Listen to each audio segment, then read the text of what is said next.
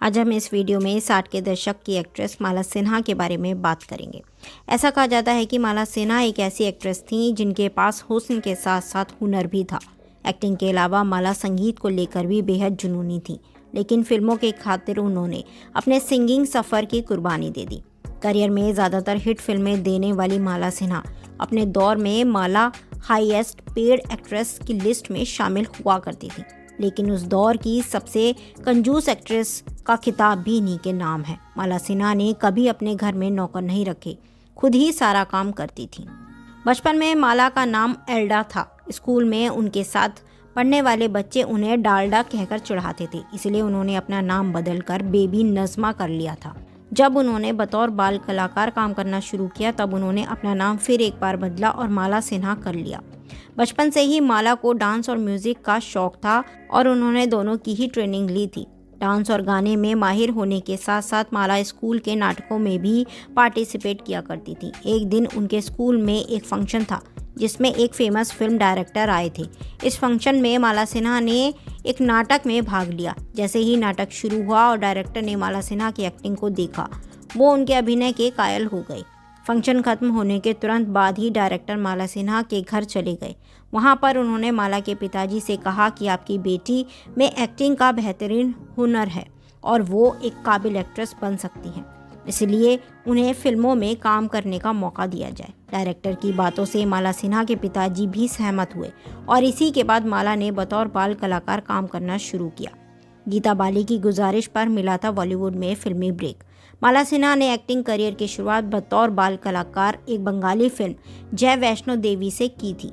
1952 में film Roshanara release हुई थी, जिससे माला सिन्हा ने अपना सिनेमैटिक डेब्यू किया था।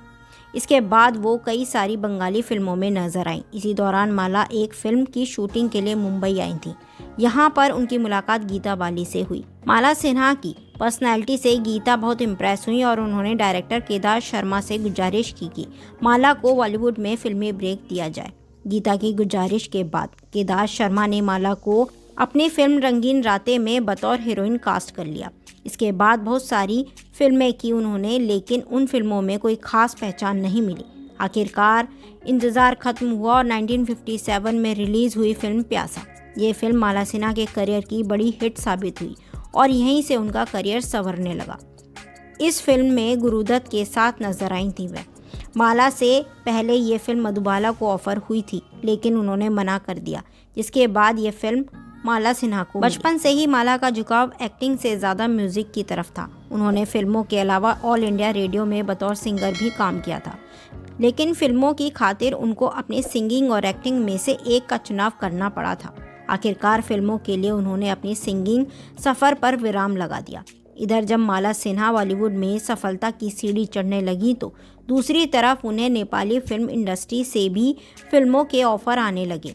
इसके बाद उन्होंने 1966 में नेपाल का रुख किया और नेपाली फिल्म माटी घर में नजर आई। ये माला की करियर की एकमात्र नेपाली फिल्म थी। इस फिल्म के हीरो एस्टेट कंपनी के मालिक चिदंबर प्रसाद लोहानी थे। फिल्म की शूटिंग के दौरान ही माला को अपने को स्टार चिदंबर प्रसाद से प्यार हो गया था, पर परिवार वालों ने शादी के लिए दोनों के सामने दो शर्तें रखी। पहली शर्त ये थी कि माला शादी के बाद फिल्मों में काम नहीं करेगी और दूसरी ये कि शादी रीति रिवाजों से होगी। माला ने दोनों शर्तें मान भी ली, जिसके बाद परिवार की रजामंदी से शादी हुई। हालांकि इस शादी की एक और ख़ास बात ये थी कि माला को अपने ही पति से 3 बार शादी करनी पड़ी। सबसे पहले दोनों ने ईसाई विधि से शादी की, फिर हिंदू और लास्ट में कोर्ट मैरिज की।